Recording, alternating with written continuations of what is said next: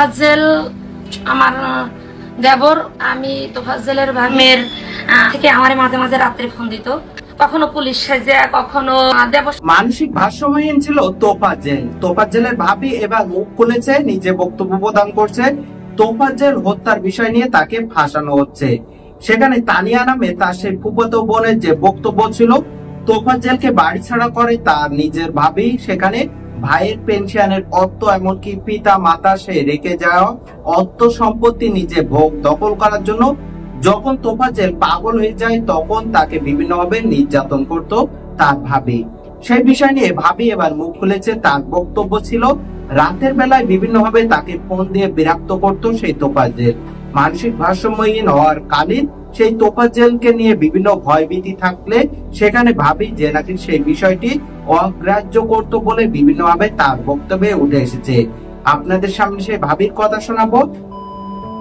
আসসালামু আলাইকুম, নতুন একটি ভিডিওতে স্বাগতম। আমি আসলাম। আপনি যদি আমার চ্যানেলে নতুন হয়ে থাকুন, অবশ্যই চ্যানেলটি সাবস্ক্রাইব করে পাশে থাকা অল নোটিফিকেশন বেল আইকনটি অন করে দিবেন। ইতিপূর্বে চ্যানেলটি সাবস্ক্রাইব করে থাকলে আপনাদেরকে অসংখ্য অসংখ্য ধন্যবাদ। ভারসাম্যহীন সেই তোফাজ্জেল হত্যার পূর্বে বাঁচার জন্য নিজের আপনজনকে যেভাবে মোবাইল করে তার সেই মুক্তিপণের অর্থের জন্য যেভাবে নিজে হাহাকার জানিয়েছিল, একজন জীবিত মানুষ সেই খাবার খাইয়ে তাকে হত্যার বিষয় নিয়ে যেভাবে সাধারণ মানুষের মনে সেই কষ্ট দেখা দিলে, সেখানে সেই তোফাজ্জেল হত্যার বিচার চেয়ে সাধারণ মানুষের একটি বক্তব্য ছিল, সেই হত্যার পিছনে যারা দায়ী আছে, এমনকি সেই চেয়ারম্যানের মেয়ে তন্নির সাথে তার প্রেমের সম্পর্কে যেভাবে তার সেই পিতা সেই শহীদ চেয়ারম্যান তাকে পিটিয়ে সেখান থেকে পাগল হয়ে যায় সেই তোফাজ্জেল।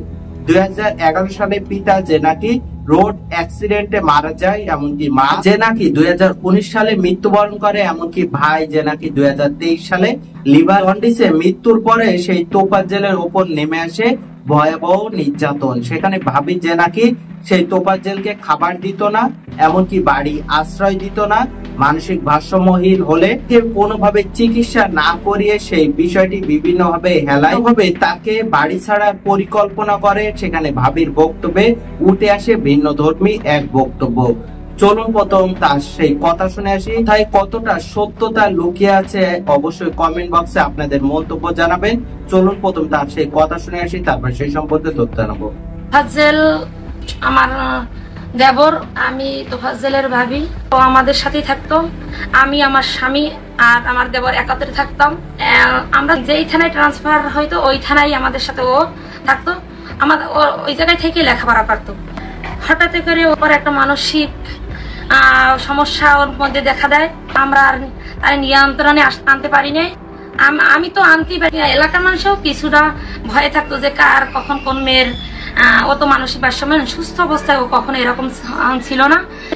এবং ও বিভিন্ন সময় বিভিন্ন নাম্বার থেকে আমারে মাঝে মাঝে রাত্রে ফোন দিত, কখনো পুলিশ সাজে, কখনো দেবর সাজে, কখনো অপরিচিত সাজে বিভিন্ন ভাবে ফোন দিত। তা আমি ওর উল্টো পুল্টো কথা হলে ফোন বন্ধ করে দিতাম যে এরকম থাক, ও তো মানসিক ভারসাম্যহীন, ওর সাথে তর্ক করে কোনো লাভ নেই।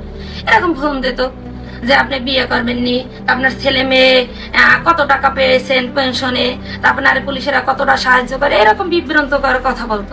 লাস্ট যে 18 তারিখ আমার ফোন দিছে একটা নাম্বার থেকে আমার কাছে, বলছে তোফাজ্জেলই ফোনটা দিয়ে ফোন নিয়ে কথা বলছে যে ভাবি আমি তোফাজ্জেল জগন্নাথ হলে আমি ধরা পড়ছি চুরির দায়ে, আমার কাছে টাকা চাই। আর একটা নাম্বার থেকে ফোন আসে। ফোন আসার পর আমার হুমকি দুমকি করা হয়, আপনি ওর ভাবি 2 লাখ টাকা। আমার কাছে কখনো কোনো 35,000 টাকার কথা বলে নাই। এটা বলছে তার আত্মীয় স্বজনের কাছে, মামার কাছে। হয়তো 35,000 টাকার জন্য তার জীবনটা বেঁচেও যেতে পারতো।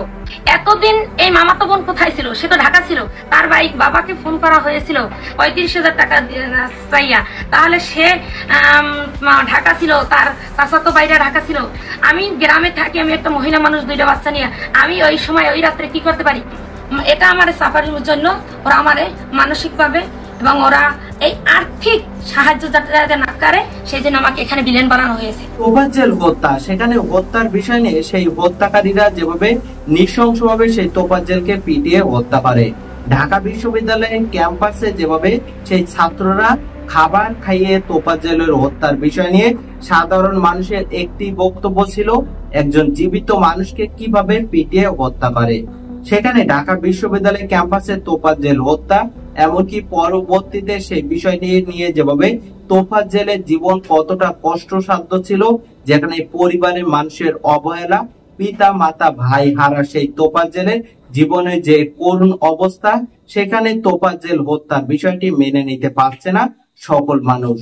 অবশ্যই সেই হত্যাকারীদের বিচার দাবি করি। অবশ্যই সেই ভাবির বক্তব্য শুনলেন, সেখানে কতটা সত্যতা লুকায়িত আছে সম্পর্কে আপনাদের মন্তব্য কমেন্ট বক্সে জানাবেন। সকলে সচেতন থাকবেন, পরিবার নিয়ে ভালো থাকবেন, সুস্থ থাকবেন। আল্লাহ হাফেজ।